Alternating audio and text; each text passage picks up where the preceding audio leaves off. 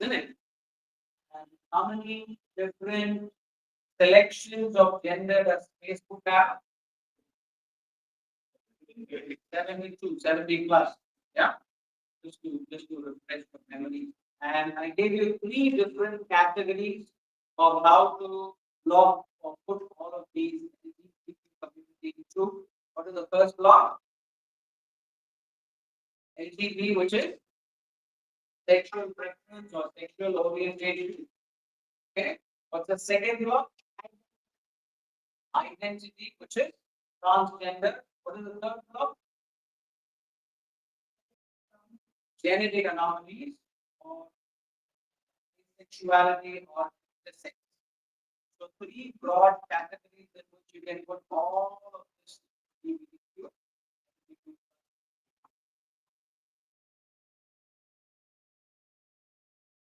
New people are joining.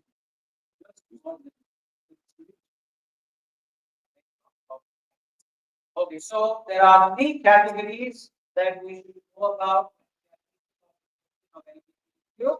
The first one is people that are sex attracted. L, G, and B will come under the heading of sexual preference or sexual orientation. T will come under the category of identity distortion. It's called as gender dysphoria in certain circles. And the third one is intersex or asexual. Correct? Now, after finishing that, we said today we will look at understanding the community. We did look at a few verses last week itself. Today we will quickly rush through those verses and then look at wisdom on application. Okay? Are you all there? Those of you that community at context. So these are the six verses that I showed you last time and divided up. Pulled out these verses. All of these verses clearly speak against what?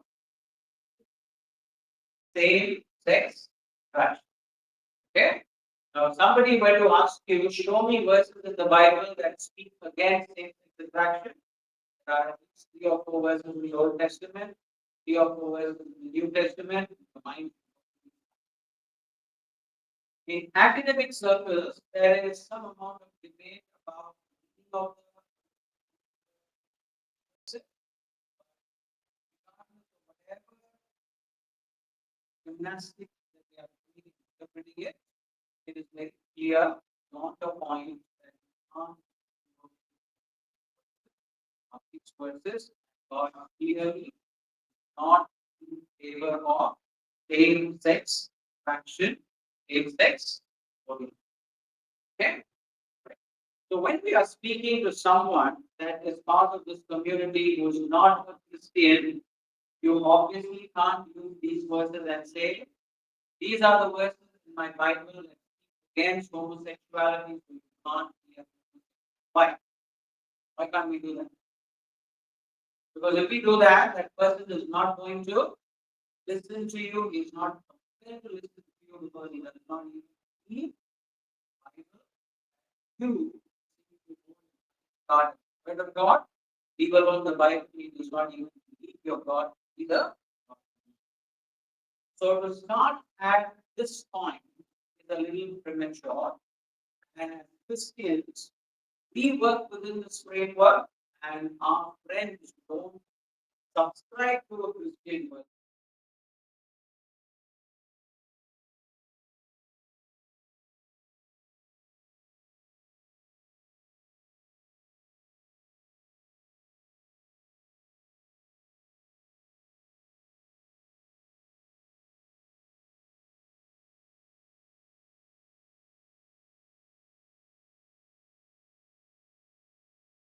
Very good. Okay, and study of nature is called as what?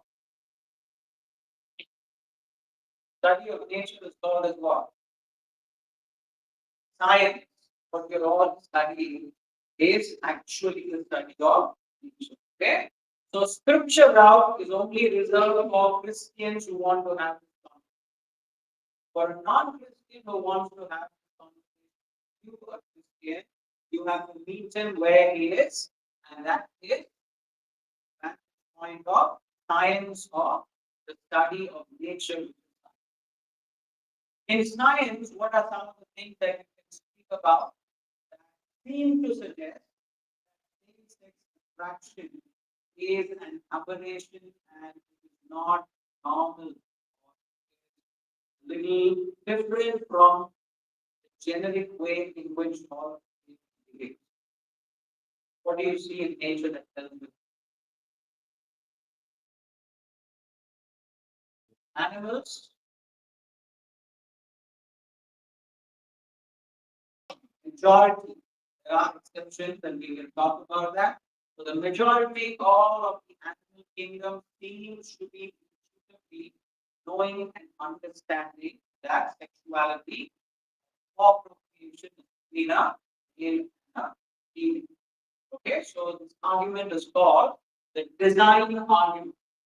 Way that a man is designed, way that a woman is designed for intimacy and procreation is very intentional, and right from the way nature seems to be working, it's become very clear that any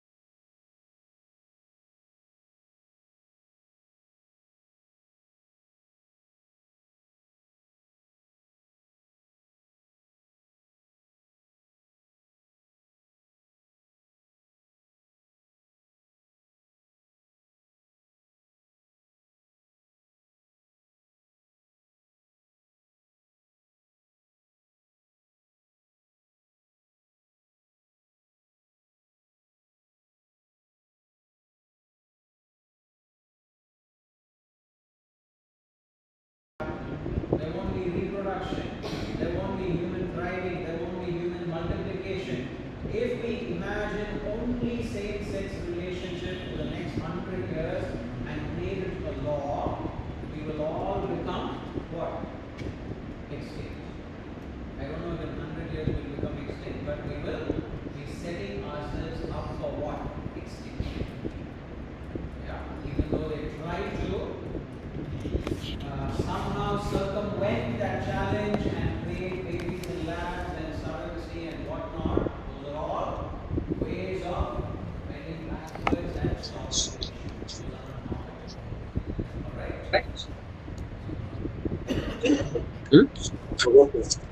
Alright? I did on it. Perfect. Okay, so that's that. Okay, so common good is number two. What's number three? It's there. Public health. Okay, so what does public health mean? Anybody doing research in public health? Anybody from the public health space? Anybody studied public health as part of your curriculum? What is public health? You should know what public health is. Huh? Yeah, so it has been very amply and sufficiently researched that same-sex attraction and same-sex attracting partners are definitely not satisfied with one sexual encounter with one sexual partner. They average to many sexual partners. So STDs, which are sexually transmitted diseases, are very rampant in people that practice unnatural sex, and it is a public liability, and millions of dollars go in taking care of this. Were any of you ever born when the AIDS pandemic actually was happening? I think when I was probably 12, 13, 14, there was this AIDS pandemic that was happening in a big way. And many doctors from CMC, virologists, were pioneering and giving leadership to controlling and managing AIDS. And so when this AIDS pandemic, just like the COVID pandemic was happening, people were all petrified about loose sexuality. Okay? And there was a lot of fear about loose sexuality, and people really, really were understanding the severity of the burden of irresponsible sexual behavior. And thank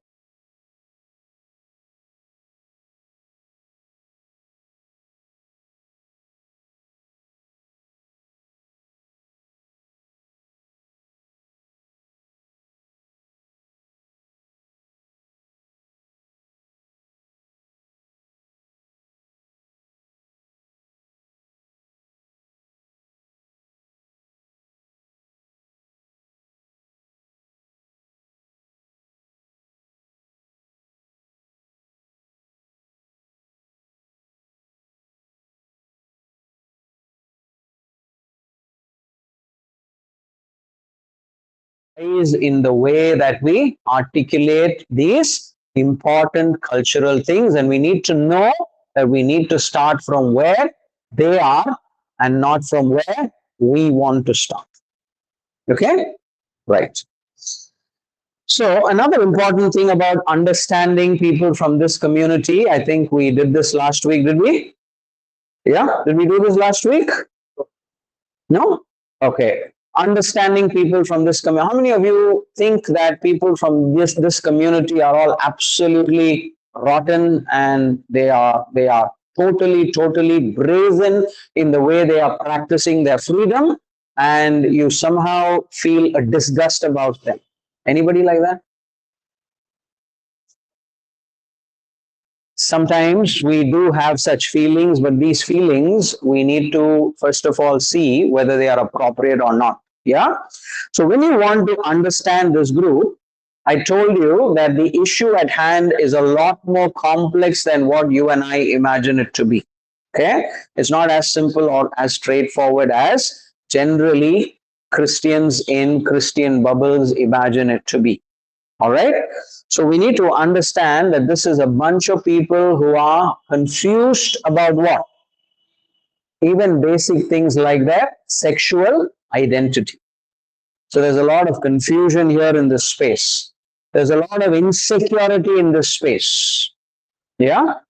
There is a lot of rejection in this space. There is a lot of searching for identity in the wrong places.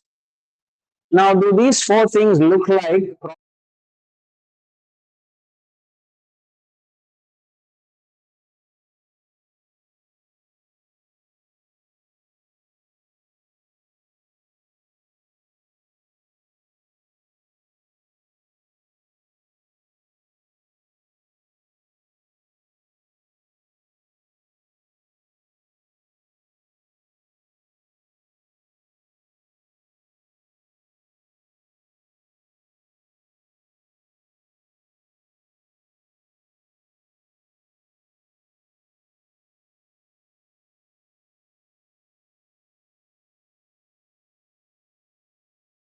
can even demonstrate now if I had the time that we continue to struggle with that. Yeah. So people in this group, LGBT group, also have struggles that are similar to ours. But their struggles are all focused in one little area. Okay. One thin slice. And what is that? The area of sexuality, sexual expression, and understanding of their gender from the purview or window of sexuality. So we need to understand when we are dealing with these people that we are not only dealing with a bunch of people that are brazenly immoral, we are dealing with a bunch of people that are struggling with all the things that you and I were struggling and are struggling. We also need to understand that just like us, they are also living in a fallen world. Many times when we speak about the subject of homosexuality, those of us that don't have this weakness somehow imagine ourselves to be sitting on a moral high horse and we look down upon them. Yeah? How many of you are familiar with Tim Keller? Good. So Tim Keller is a preacher, teacher, right? And a pastor, theologian. And Tim Keller was asked in an open forum once in the US, and everybody was sitting at the edge of their chairs to listen to the answer that he was about to give. So the question that was asked of him was, will all homosexuals go to hell? Okay? How would you answer that question? As a fundamental Christian, you'll say, yes, they will go to hell. But Tim Keller said, I don't know about all homosexuals. He said, but I know for a fact that not all heterosexuals will go to heaven. Did you get it? Did you get what he's saying? He's saying something very, very incisive, very sharp, very intelligent. What he's saying is sexual brokenness should not only be relegated to people in the LGBTQ community. What he's saying is, as heterosexuals, we are not in any way superior. We are as much broken as they are. Maybe they have escalated it to one brazen level of experimentation or audacious, wild living. But nevertheless, we are in no better place. That's what we need to understand. If they are homosexually broken, you and I are what? Heterosexually broken. Yes or no? No? No? Yes, we're all heterosexually broken. So we're all living in this fallen world. We're all in this one big boat.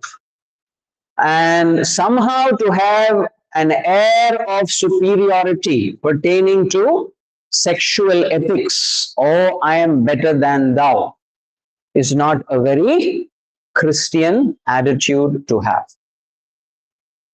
Okay, are you all hearing me? Okay, we can discuss a little more about this. And by and large, they think of all of us Christians as what?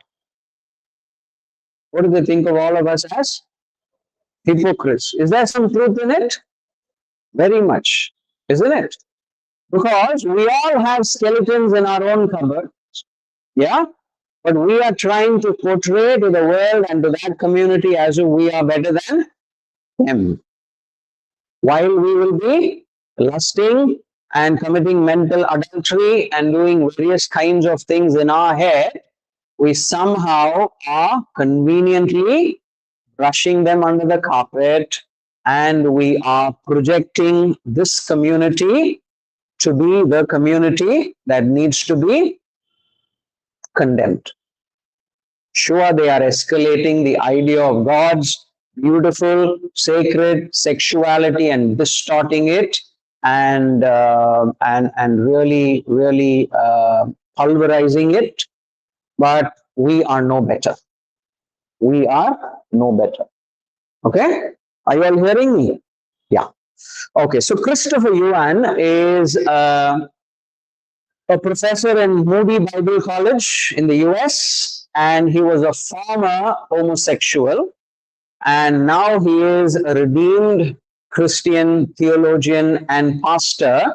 And this is what he says now as a Christian pastor. He says, most people in the LGBTQ community see Christians as anti-homosexual and not anti-homosexuality. What's the difference between these two? Is there a difference between these two? What is the difference?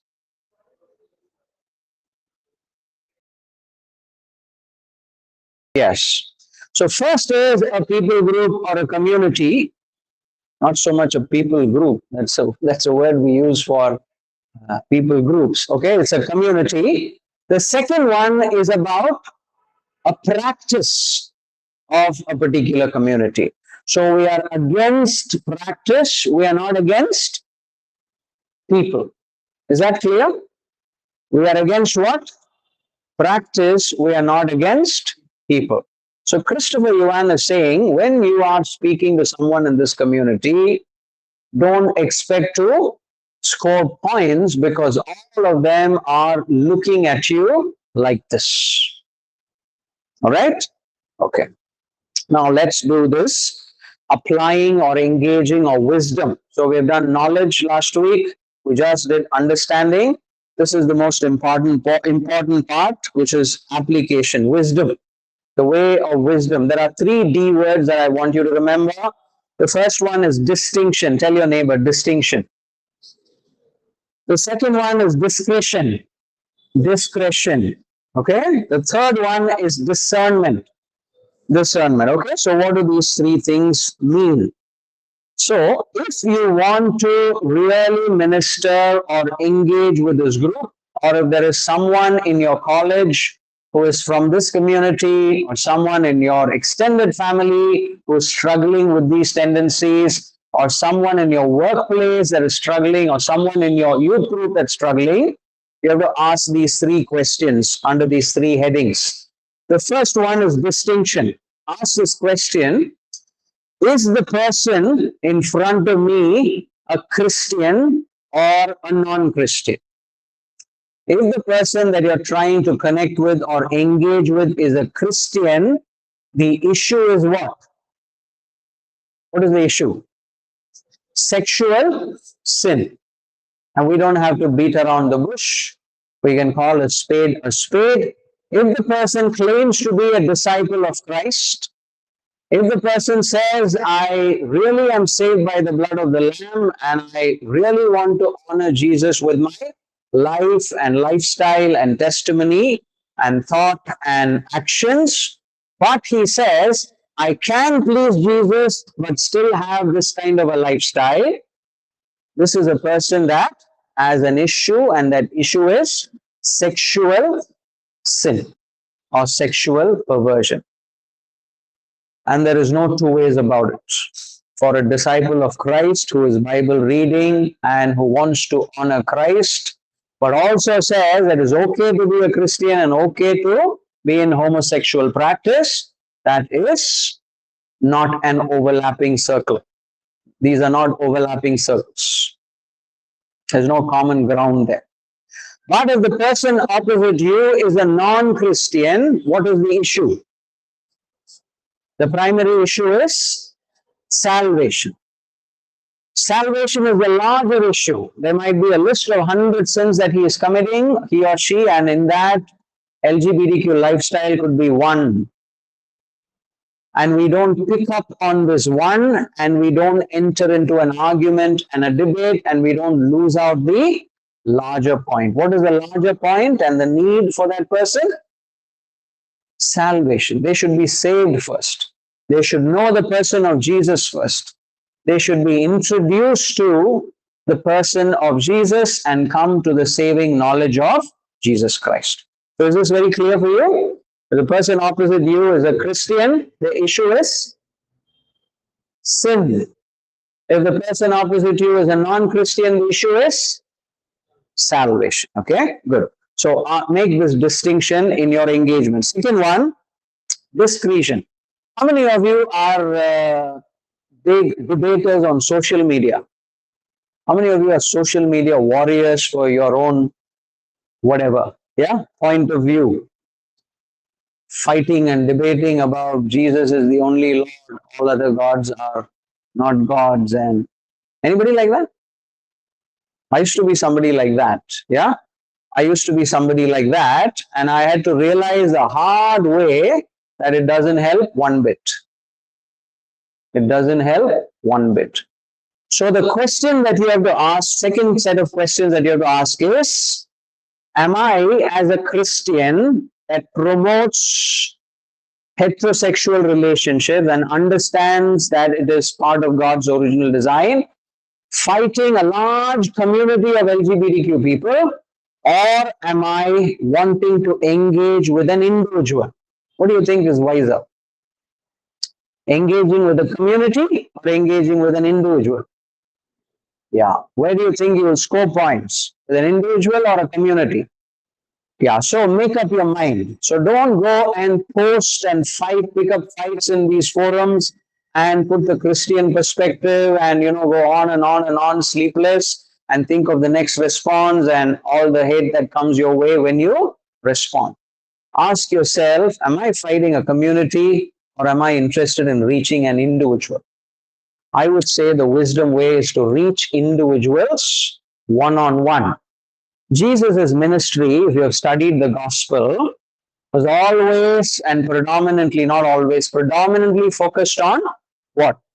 One on ones. 20 plus times one on one encounters Jesus had in the four gospels.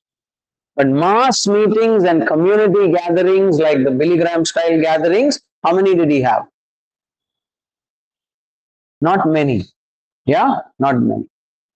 Okay, so one on one conversation, one on one influencing, one on one engagement is always a healthy, scriptural, Jesus like model. Okay, so this is the second set of questions. Third set of questions, discernment. Okay, now when you're speaking to somebody from the LGBTQ community, ask this one question: is the person that I'm speaking to struggling with this issue, or is the person in question smug about their lifestyle and content about how they are living? Now, why is this important? This is important even in evangelism, because one of the fundamental principles of evangelism is the person should have some amount of poverty of spirit. Okay? The Sermon on the Mount, the Beatitudes. Do you remember? Jesus says, blessed are the poor in spirit. Why? Because only they will receive. Otherwise, they will be so full of themselves, there won't be any place for the gospel. So you find out whether the person that you're speaking to from this community is poor in spirit, wanting help, wanting assistance, confused, and needs your help, or you find out whether that person is too full of himself or herself. If the person is too full of himself or herself, I would suggest that you really do not waste too much time unless God specifically directs you to invest in that person. Poverty of spirit is one of the immediate giveaways of who will receive things from you. Okay? So what are the three B's? Distinction. What distinction? Christian, non-Christian. If it's Christian, sexual, sin. Non-Christian, salvation. To a non-Christian, don't go and give one big lecture about how LGBTQ lifestyle is not good for him or her. They will give you a better lecture as to why it is not good.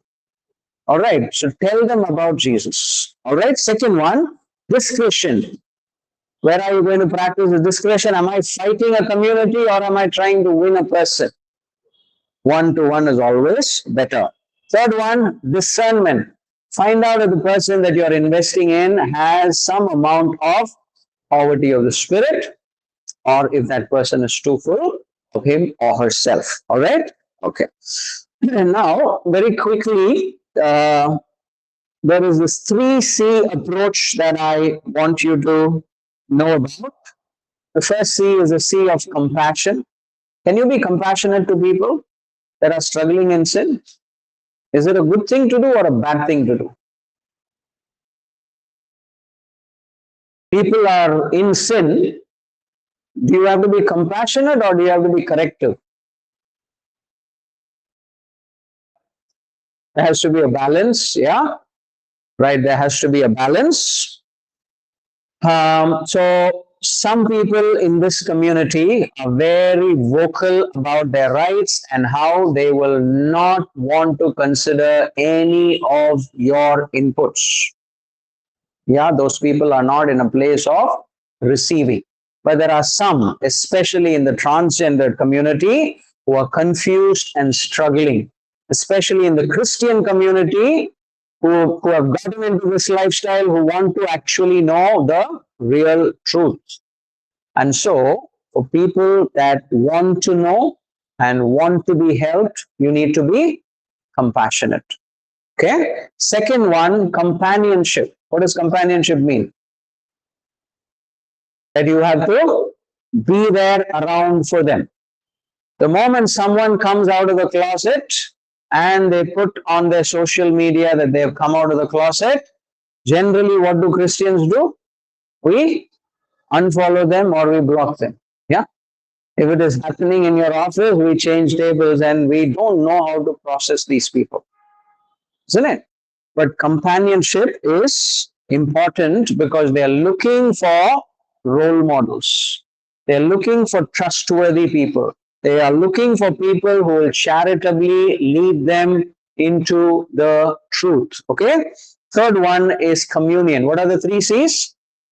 Compassion, companionship, and communion. Okay. So now there is something called as a great grace truth tension. I'll probably stop here and take questions. In the Gospels, when they describe the person of Jesus, one Gospel describes him as full of grace and full of truth.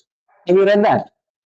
Jesus grew in wisdom and stature, in favor with God and man, and he was full of grace and full of truth. Now, what does grace demand? Grace demands what? Forgiveness. Grace demands mercy. Grace demands acceptance. Grace demands accommodation. What does truth demand? Truth demands correction.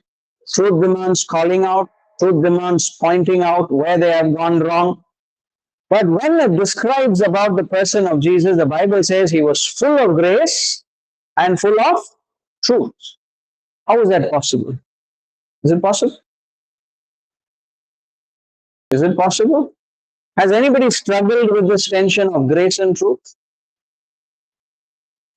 Yeah? Everybody struggles with this tension of grace and truth. Either we are too gracious, okay, and keep on accommodating, keep on being gracious, keep on being forgiving, or we are too truthful and all the time correcting and correcting and correcting and forgetting to be gracious or charitable. Think of your own life. Think of various situations with your colleagues, with your classmates, parents, home, friends. We will either be this or we will be that. Given one instance. Given the next instance, we will be this or that. We will never be able to hold both of these together in tension. No? So Jesus says that he is full of grace and full of truth, and we as Christian disciples have to grow into that virtue of balancing truth and grace. We need to know when to be gracious and forgiving. We need to know when to be corrective. We need to know how much of correction and how often and when. And we also need to know how much of grace and how often and when. And unless we hold these two together in tension in our own lives and practice it all the time in all areas of our lives, we will never be able to practice it with people from this community. Parents struggle with it, friends struggle with it, colleagues struggle with this grace, truth, tension. If you did not pick up anything at all from this evening's talk, you have to at least register this. What is this? We all have to grow in what is called as the grace, truth, tension. Now look at the Gospels. Whenever Jesus went and met a sinner who is not from the Jewish tradition or who doesn't know God, what will he instantly do?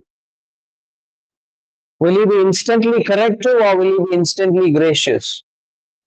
He will be always gracious to the one that doesn't know God. He will always be gracious to the one that hasn't had an encounter with God. Give me some examples. The Samaritan woman. Then. Hmm?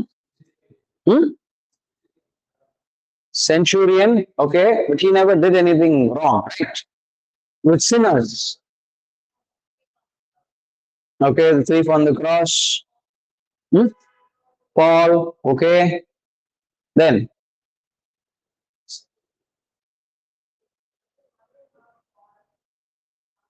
Paul was a Jew persecuting the Christian tradition, and Jesus was merciful to forgive him and give him a ministry.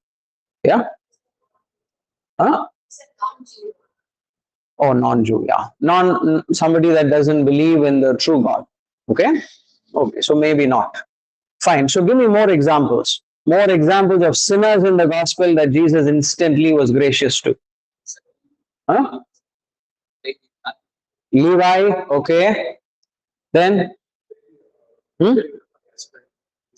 The woman with the 5 husbands, yeah, adulterous woman, okay. Then hmm, okay, Zacchaeus. So with anybody,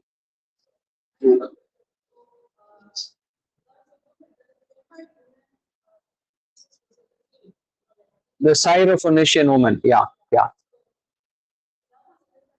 that was a different context too. Yeah, the context there is, did Jesus first come for the Jews or did he come first for the Gentiles? That's the theological struggle there. Yeah, that's a little different. But what I'm saying is, whenever Jesus, huh? Even Judas actually for that matter, yeah. So whenever Jesus would meet someone in their sinful disposition who hasn't met God before, his instant response was always grace. So towards people on the outside that did not know Jesus, he was always gracious. How was he to his own? How was he to the Jews? How was he to the Pharisees and the Sadducees? He did not spare a moment in exposing their hypocrisy. He was full of truth then. But you know how we do ministry? We just reverse it. With the people on the outside, we are very corrective. And we say, this person is wrong, that person is wrong, this lifestyle is wrong, that lifestyle is wrong. And with our own people, we are very nice and gracious and kind. Isn't it? Just the reverse of how Jesus is doing ministry. So we should actually, I should actually bash you all up because you all are Christians. I should actually be very charitable to the one on the road that doesn't trust Jesus or believe Jesus. But we just got all of this model very wrong. So in-house, our own, we have to be corrected. Even there is place for charity and graciousness, but I'm just giving it as very big distinctions between the outside and the inside. So we have to practice this in our own life. We have to practice this in our own family, in our own workspaces, among our own colleagues, among our own classmates. And as we do this better and better and better, we will grow more into the likeness of Jesus in this area. And people, instead of being afraid of our spirituality, will be drawn like iron filings to a magnet, which is what happened in Jesus' life. Sometimes we scare people with our spirituality. No. I used to be really very scared of pastors, especially if they came in white and white. Yeah, I thought, oh my God, these are men that are so holy, and possibly they will have this word of knowledge. If I go anywhere close to them, they will say something very damaging about what is going on in this rotten head of mine. And so I will always stay away as a young Christian from really spiritual people who were oozing with spirituality. So Jesus is the most spiritual or the holy of holies, but you always find sinners gathering and milling around him, and he always milling around sinners. What a contrast, right? What a contrast from what we have learned and what we are practicing as part of ministry and mission, and how Jesus has done it very differently. And no wonder Christianity is only 5%, because we don't know how to do it differently. Okay, so I'm going to stop here with this. And if there are any questions, we can take questions, and we're almost done. Yeah? Yeah.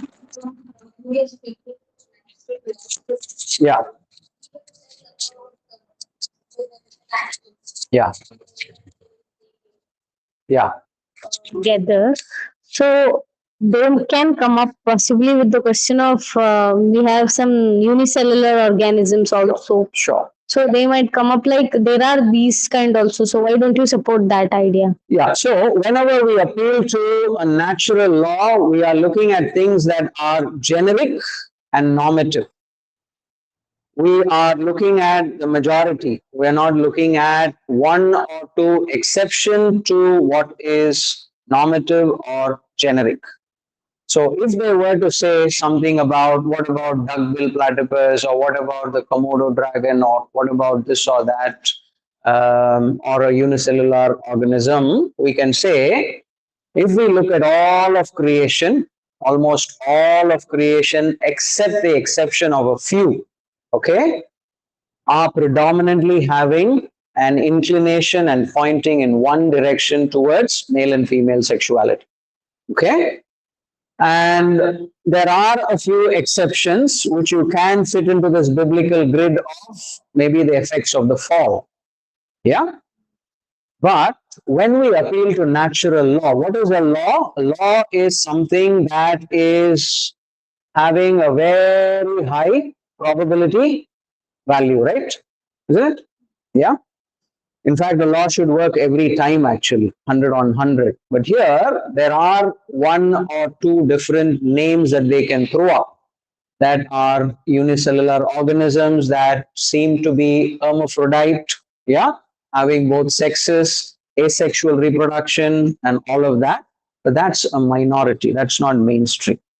So that's not appealing to natural law, that is appealing to exceptions in nature. Yeah.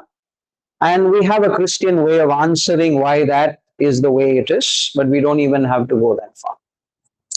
Yeah. Yeah. Any other questions? Yeah. Sure.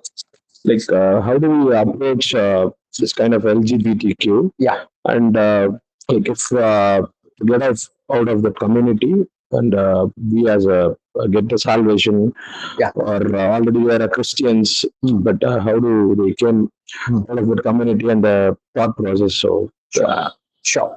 So now, since we know there are three categories in this LGBTQ community, we have to be very specific about whether we are speaking about same sex attraction, or whether we are speaking only about identity issues, gender dysphoria, or whether we are speaking about genetic issues. Okay. Now, let's take LGB, which is same sex attraction. Same sex attraction is a preference and an orientation in sexual preference or an inclination. All right.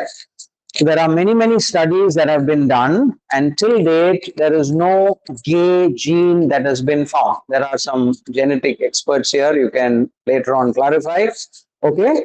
There is no single gay gene that have been found yet. In fact, Francis Collins, who is Francis Collins? Anybody knows who Francis Collins is? No? Oh my goodness. The director of the Human Genome Project. This is Dr. Francis Collins. He is an evangelical Christian. He is a very, very solid Christian. And Francis Collins says homosexuality is not hardwired. There is no gay gene. We map the human genome. We now know there is no genetic cause for homosexuality. This is a small excerpt from a larger piece of citation. I can show you the rest of it later, where he says something more nuanced when it comes to heredity. But what I'm trying to say is the idea of wanting to have sexual relationship with someone who is of the same gender is not something that is biological in them. It is either sociological or psychological or circumstantial or just behavioral or preferential.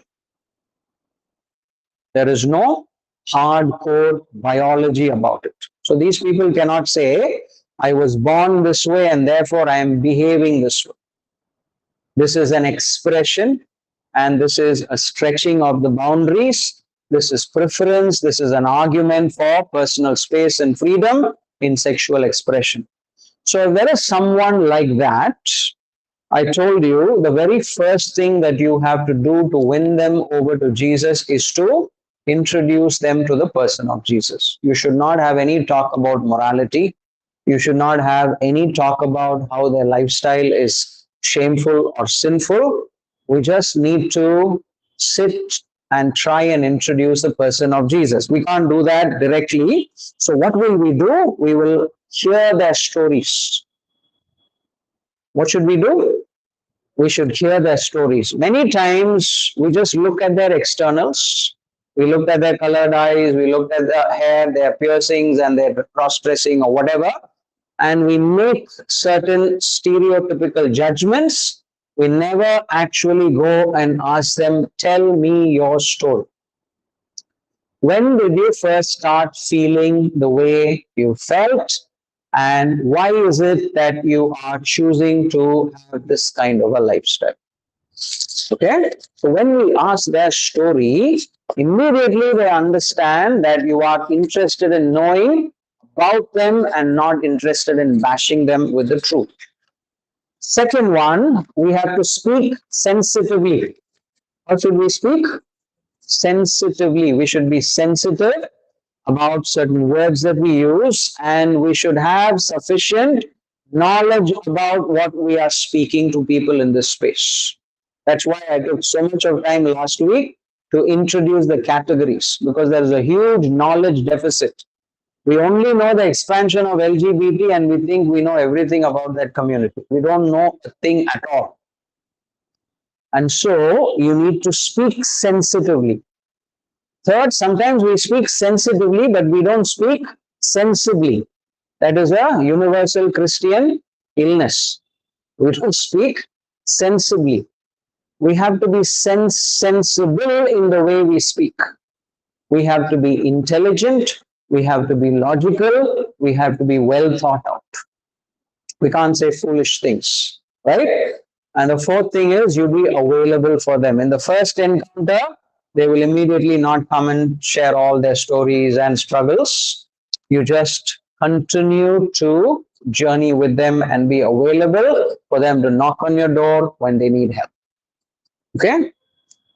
So these four things I think will be a good place to start at. Yeah. Yeah. Yeah. We've spoken so far about the LGBTQ community, right? How do we talk to somebody who is part of either intersex or asexual? They come under genetic anomalies. We say that it is a part of the consequence of being in a fallen world and all of that, but we also have to tell them that they are fearfully, wonderfully made and they are made in the image of God. Those seem contradictory even to them when we say it. How to handle that? Yeah, so like I told you, focus on the main things. Yeah, what is the main thing that you want to speak to them about? Their issue is it sexual sin or salvation? Identity, right? Huh? At that point, it's also identity, right? Who am I? Because we are intersex, Sure. it's confusing. Okay, so identity is a subset of salvation. Okay, at least we know enough to not look at them as these, hopeless sinners, right? First of all, if there is someone from that community who is intersexed or coming under the genetic anomaly category, you first befriend them and speak to them and hear out their stories. Okay? Many people that are intersex, let me clarify, if they have been operated in childhood, will not even know that they were born intersexed. It is only because of latest legislations where surgery is denied until 16 years because they themselves have to give consent that this embarrassment and struggle and confusion have been compounded. back in the day, because they will have one well-formed genitalia and the other will be rudimentary, okay, which will promptly be surgically removed within the first few weeks of infancy. So most of them will grow up not even knowing that they were intersexed. But then came all of the lobbyists and the people that advocated for freedom, and they said, no, no, no, no, you can't do that without telling the infant. The infant has to grow, come to an age of accountability, 16 years, and then decide whether they want to choose to be male or female. So we are actually complicating the issue, thinking that we are helping it. Okay, so if there is someone sitting across me that is from this place, I will first sit and listen and hear their stories. I will hear their struggles, I will hear their experiences, because every person's experience is going to be unique and I have no clue about what they are going through. So you better ask and you better know. So once you've asked and they are telling you very many things, be very sensitive in the way that you approach the matter. Okay? Don't immediately reduce it to the fall. That will be very, very offensive to them. Don't immediately also introduce the concept of created fearfully and wonderfully. They'll be saying, where has God created me fearfully and wonderfully? Okay? Just the opposite of it. What is it that I did wrong? Okay, that I am suffering this. So all of these concepts don't bring in premature. That is speaking sensibly. Also be very sensitive in how you address them. Don't say your community, you people. What does that do? That creates a rift between them and us, and we are othering them.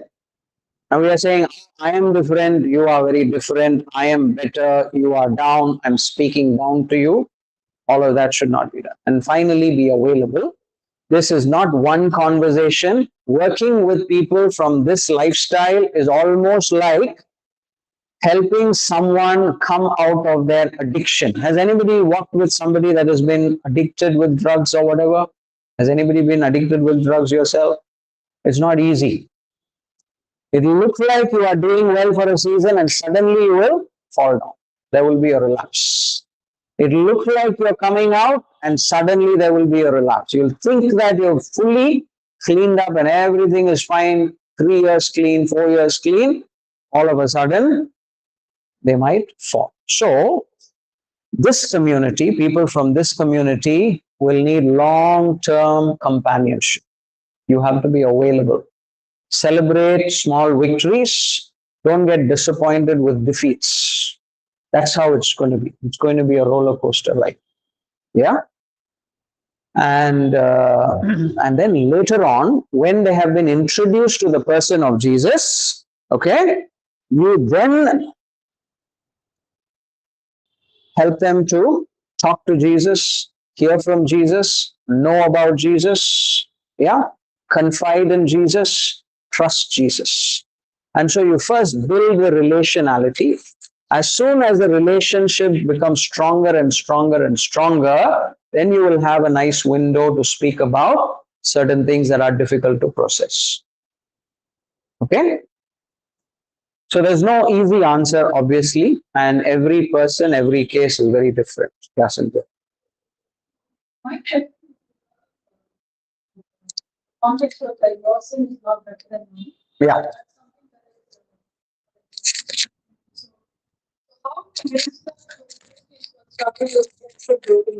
Christians who are struggling, not non-Christians. Okay. So how do you minister to Christians who struggle with sexual brokenness, who argue that sin is sin and your sinful nature in other areas is no better than mine? Like when you're trying to minister to someone and they're saying sin is sin, and they're also from a Christian background and they're struggling with this, and they're saying, yours is not better than mine. How do you respond or how do you minister to people with such? Yeah, first of all, we all have to understand that all of us are sinners saved by grace, right? And we continue to struggle with holiness because we keep again and again failing and faltering and falling in sin, don't we? All of us do, right? So all of us are saved by grace but we are being sanctified every day, and hopefully, yeah, we are getting better incrementally. And then when we meet the Lord, we will be forever glorified and sinless. So this is a journey that everybody has.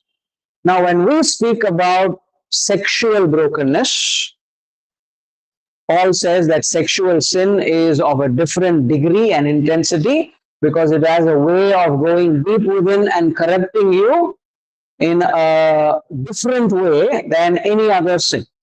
Okay, so there is something about it. It's not just flat.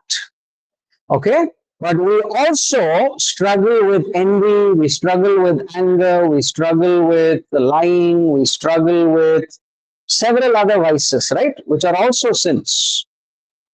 Now, if there was a person who was sexually broken or adulterous that came and sat in this hall next to us, and we all knew who this person was, we will all be very uncomfortable.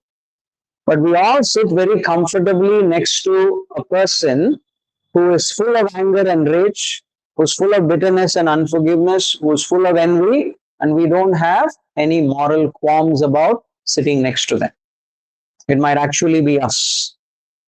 So we Christians have two different ways of looking at sin. What we are not prone to, when we find it in the other person, we condemn it heavily. What we ourselves are prone to, we somehow want to be soft about it. But that is not being honest about ourselves and honest about how we look at sin. So first of all of us Christians have to understand that we are all sinners saved by grace.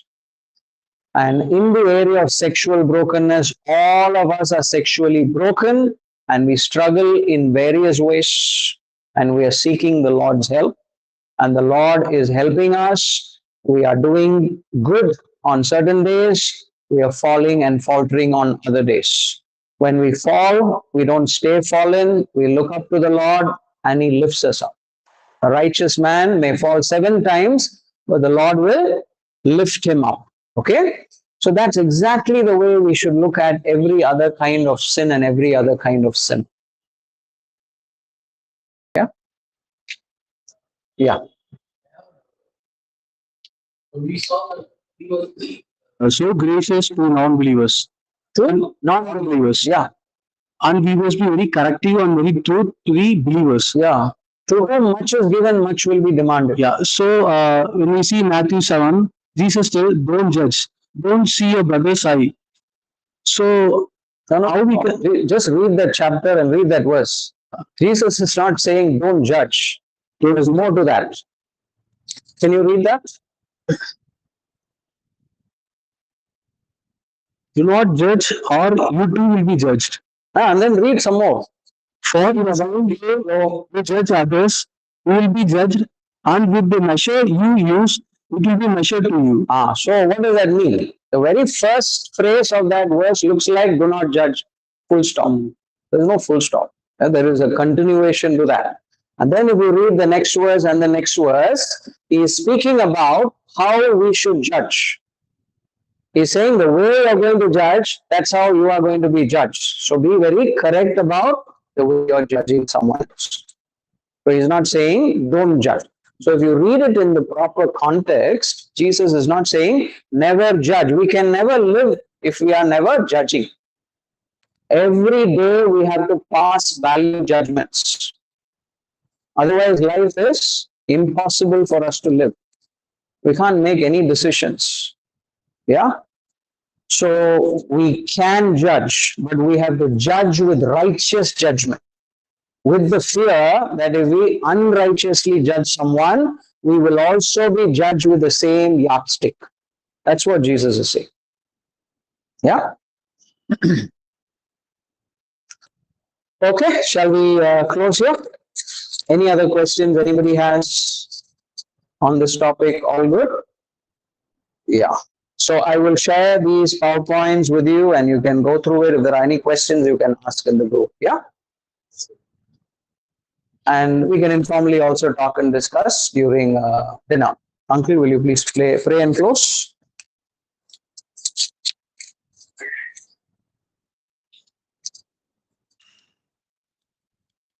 Getting recorded. And God broken the curse of sin.